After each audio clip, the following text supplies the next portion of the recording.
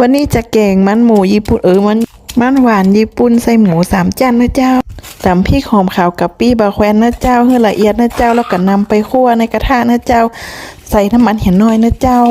เอาพริกนำไปคั่วก่อนเนอะแล้วก็เอาหมู3 จานลงไปคั่วด้วยนะเจ้าให้หมูมันห่าวสักกำนะเจ้าแล้วเขาก็คั่วไปเรื่อยๆหมอกแห้มๆน้อยๆนะเจ้าคั่วให้มันหอมๆนะเจ้าแล้วเขาก็เอาน้ำใส่ลงไปนะเจ้าหลังจากนั้นก็รอให้มันเดือดสักกำนะเจ้าเดือดเสร็จแล้วเขาก็นำมันหวานญี่ปุ่นนะเจ้ามาใส่นะเจ้าอันนี้เขาซอยเป็นชิ้นเล็กๆนะเจ้าเอามาใส่เนื้อแล้วก็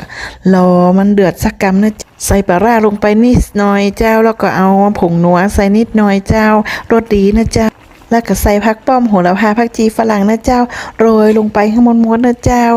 ว้าวน่ากินมากเลยเจ้ากวนเห็ดสักกำนะเจ้ากวนให้มันทั่วๆเนอะโอ้หอมเหมาะนะเจ้าลองแยกกันได้นะเจ้ามันนี่ก็จะหวานนะเจ้าเหมาะขนาด